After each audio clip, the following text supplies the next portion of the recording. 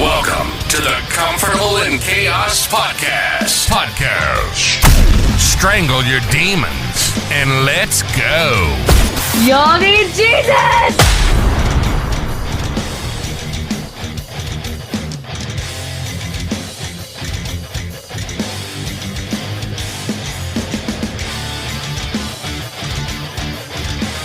Sometimes I feel like I don't have a partner.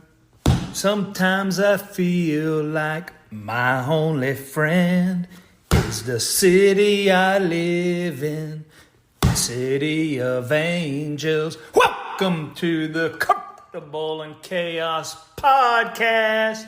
I am your host, Eric Hellberg, and you know we're like Einstein over here, men. We have no special talents. We are just passionately curious about all things pertaining to men. How in the hell did we get here? And where is it that we want to go? You know what, man? I'm going to call today's episode Tuesday's Trunkets. And I don't even know if there is such a word as trunkets, but it goes with Tuesday, so that's that. Here's where we're going to begin. You know, I belong to some international forums, and it allows me to communicate with other people around the globe, really. And we share ideas, discuss concerns, try to get abreast of what is truly going on in this manic world. And I had this dude ask me a question. He said, Eric, and he phrased it as the UNRWA. Well, who and what is the UNRWA? It is the United Nations Relief and Works Agency, principally headquartered, and you guessed it, Gaza. And he said, did Netanyahu lie to the American government so we would stop food and relief shipments from going into the Palestinians? So I retorted back to him,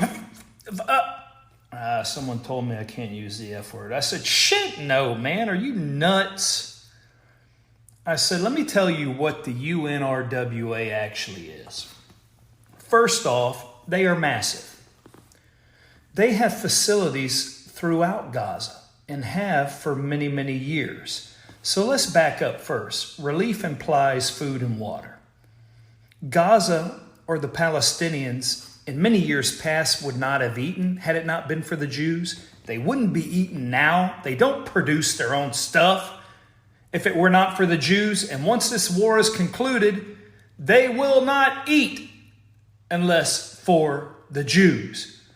Cut that bullshit out, you ignorant people. So let's go back to Gaza.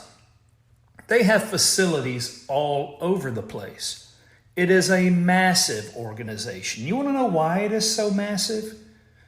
So that not only Hamas, but primarily Hamas, but other terroristic organizations can have a foothold next to Israel. So they have multiple facilities throughout Gaza. And did you know typically once, and we know this for a fact now that the IDF has had the ability to go into these schools, structures, picture a Red Cross office just with a different acronym. They find infrastructure for the terrorists both inside the buildings and, oh yeah, these are some good tunnel dwellers. I'm telling you, the very, very best.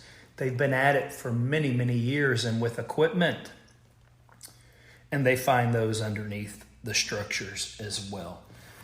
The organization is so big. Did you know that currently in the UN, how in the hell, RWA, that 500 of their employees in their direct employ serve senior leadership positions within Hamas? Did you know of all the schools in Gaza? Oh yeah, we got to protect the niños. Los niños, the boys and girls, right? Yeah, absolutely we do. But it's amazing how these animals will hide behind them. 18 of those principals are in the military wing of Hamas. Did you know the headquarters for this relief agency, which sits in the middle of Gaza, their biggest facility, we now know underneath it, and actually inside, they housed a high-end server farm for all of Hamas's communications, coupled with all the cabling and the infrastructure that tied into other facilities and also allowed them to communicate to other terrorist organizations. Does that sound like a relief agency to you? Or does that sound like a partisan, biased organization whereby they are trying to influence policy and keep us and or Israel from doing what actually needs to be done? All right, that's number one on Tuesday's Trunkets. Are you fired up yet? Okay, here's another one. When you get into familial problems and you hear about the things of the world, you know what? A husband and wife may not be able to make it, but they've had blessed children. That's one thing you can always fall back on and feel blessed by. And neither parent should ever lay down arms in the quest to bring those kids to bear to be productive citizens and go out and maybe even alleviate some of the things that the parents have had to contend with and have a better chance and opportunity than they did as well. But I hear about these men getting raw deals all the time. They're desperate for their children. Now, there is a painted portrayal from the other side that says, oh, no, they're not involved. They're really not interested. Oh, really? No, that's your bitterness taking hold. Stop keeping those kids away from their dad. I can tell you this from firsthand experience. The indelible impression left by a father is much greater than the initial nurturing of the mother. Take that to the bank. You don't believe it? What's all the crime for? What's all the thuggery for? They all have moms at home. They don't give about their moms. It's their dads. Put the kids in their hands should they desire to be there.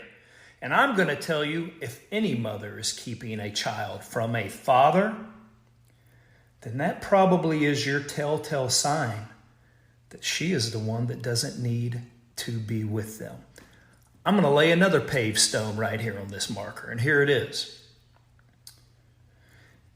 Any parent who will not lay down anything in life for their kids and their betterment probably does not deserve to have them.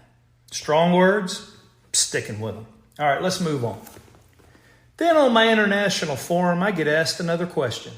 You know what it was about? This deadbeat, broke dick son of a Leah Thomas. Oh yeah, that name means a lady, right? But we know that Leah Thomas, I don't even know what the dude's name was. He's the swimmer that he's a man, but he swims as a lady with a bulge in his Speedos, his dinky dinks. And yes, he has slaughtered quite a few women, but Riley Gaines got pissed. He barely beat her. I'm talking like fingertip lengths in a 200-meter event one time as a full-blown dude. Oh yeah, full-blown dude, collegiate champion. What kind of dude are you? Here's what I had to say to all you trans flunkies on this stuff. Let's go back to Bruce, now Caitlyn Jenner. I'm not going to get into his mental dimensions, that family, any of that bullshit stuff. What I am going to tell you is that Bruce Jenner represented the United States with honor and integrity and was a badass decathlete, the best in the world. He was on a Wheaties box. Strong, virulent man. Did some amazing things. Stamina like a bull in a pasture. If you want to know about the trans movement, even he still possesses a modicum of integrity and honor. And he will be the first to tell you that he would have, just like Mick Jagger, gotten no satisfaction to compete in the decathlon against women. And you know what, Leah Thomas and all these people that champion you as a hero, kind of like Biden and all these flunkies, forget about the soldiers, the sailors, and everyone. You color your hair, you put a hole in your ear, you tattoo your body from head to toe, you call yourself Jane when your name's really Joe, and you're a hero? All right. Here's what I'm going to say. Leah Thomas and all your supporters, if you want to be a real champion, here's what I would like to do. I am going to go to LA. I think Cedars-Sinai's hospital is over there. I am going to drop your ass off because you're such an exalted swimmer with great stamina. I am leaving you in that maternity ward until you can birth me a baby, you son of a... And then, if you can actually achieve that with all your stamina, being able to hold your breath, right? Right? Okay. Well, when that occurs, we may actually have a productive bulge coming out of your diaper or your binkies. So that's Tuesday Trunket number 2. We get 3 T's right there. Tuesday Trunket 2. And finally, Tuesday's Trunket number 3.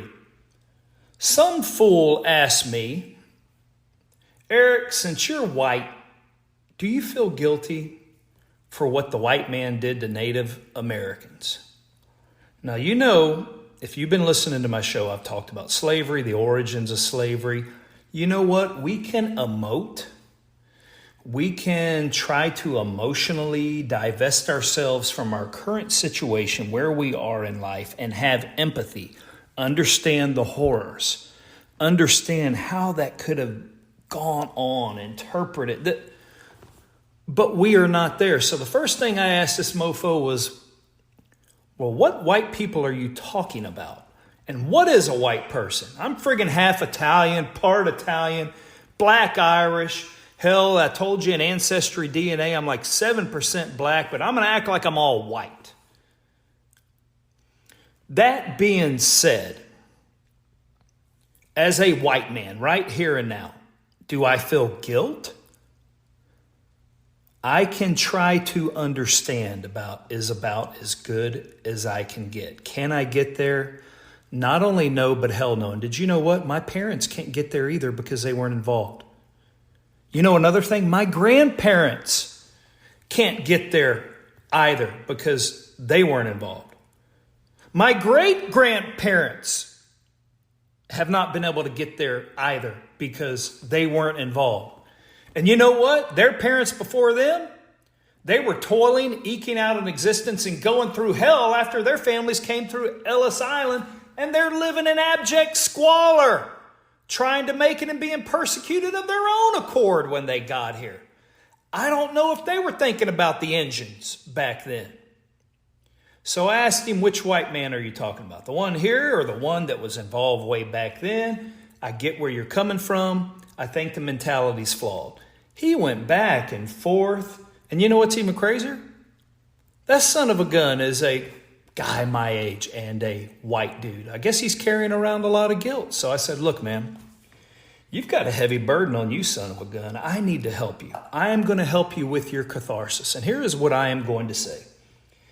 If you need a pound of flesh, and if you need an expenditure of energy, here is my contact information. You're stateside. Tell me where you would like to meet, and I am going to help you cleanse your system of this pain you have been holding on for these several hundred years.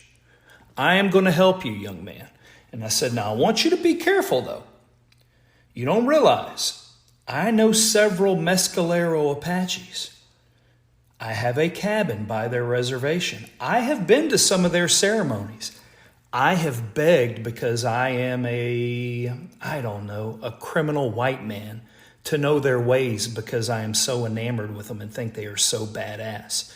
I wanted to know how to knife fight because they were super skilled in that, man.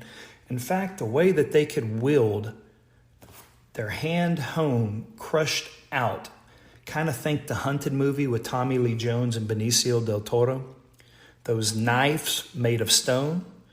Do you know how many other Indian tribes they butchered and slaughtered with those knives? Okay, I digress, but I wanted to know how to fight like them with a knife. So they honed me up on some rudimentary skills. So I told this mofo, I said, look, let's meet. You pick the time, you pick the date. I'll drop everything and I get there. I am going to let you play white man since you feel guilty, and I'm going to play Injun, and we're just going to dance. So until next time on the Comfortable in Chaos podcast, I bid you bon voyage, my burgeoning flock. Until next time, like and subscribe to the Comfortable in Chaos podcast.